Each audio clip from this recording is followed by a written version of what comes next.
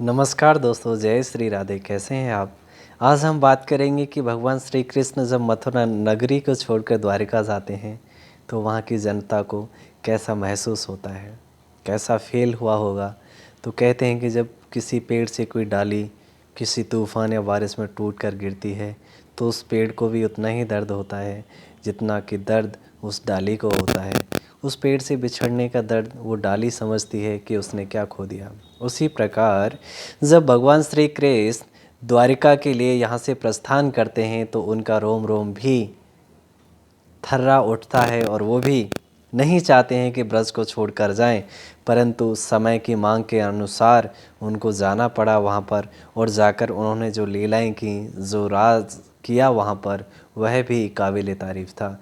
वो तो तीनों लोगों के स्वामी हैं, स्वयं नारायण हैं। उनको पता है किस समय पर क्या डिसीजन लेना है और क्या नहीं लेना है। तो भगवान श्री कृष्ण जब जाते हैं तो ब्रज का हर बच्चा, कड़ सब परेशान हो जाते हैं कि हे प्रभु, आप हमें छोड़कर क्यों जा रहे हैं।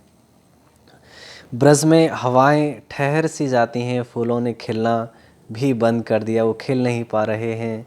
सूरज बहुत मुरझाई हुई रोशनी के साथ उदय होता है। चाँद बार बार अपनी अश्रुधारा बहाकर फिर ठंडा हो जाता है और कहता है कि कृष्ण कन्हैया, आप क्यों जा रहे हैं? ब्रज ने आपको इतना प्यार दिया, ब्रज आपका है, आप ब्रज के हैं, तो आप दोनों में ऐसा क्या हुआ कि आप ब्रज को छोड़कर जा रहे हैं। भगवान श्री कृष्ण कहते हैं, हे ब्रजवासियों, बदलाव प्रकृति का नियम है। मेरी ज़रूरत अभी तक यहाँ पर थी। मैंने जितने भी सारे कार्य किए वह मैं सफलतापूर्वक कर पाया। कैसे कर पाया? आप सबका सहयोग था, आपका साथ था। देखिए, स्वयं नारायण कह रहे हैं इस बात को।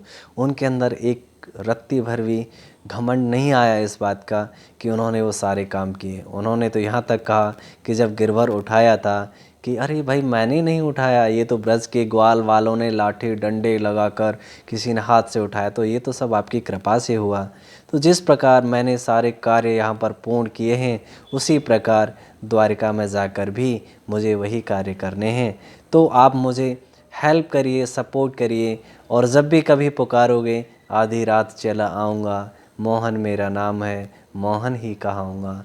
तो मैं यहाँ से प्रस्थान करता हूँ और द्वारिका नगरी में जाकर मैं द्वारिकाधीश के नाम से पुकारा जाऊँगा। और जो भी आपकी कभी समस्याएं हों, परेशानियां हों, आप मेरे पास आएँ, उनका समाधान आपको मिलेगा।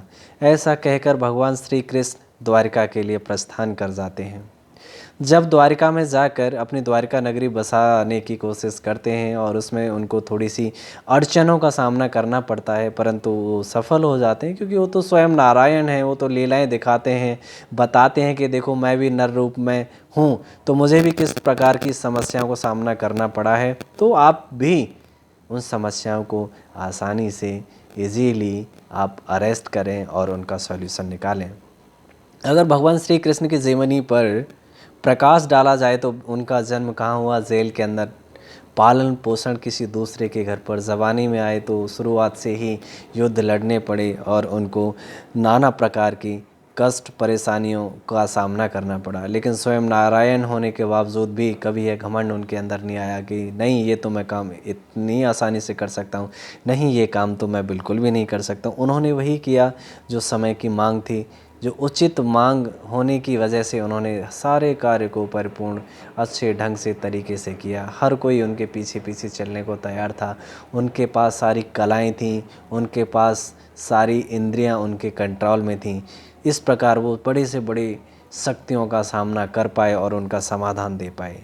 तो भगवान श्री कृष्ण ऐसे हैं हमारे, वो छलिया हैं, वो बड़े महान हैं। आप मन से पुकारिए, दिल से पुकारिए, आपके पास आ जाएंगे, आपके सारे कष्टों को हर लेंगे और आपसे कहेंगे राधे राधे। तो आज बस इतना ही, कल फिर मिलते हैं। Thank you so much. Shri Radhe Radhe.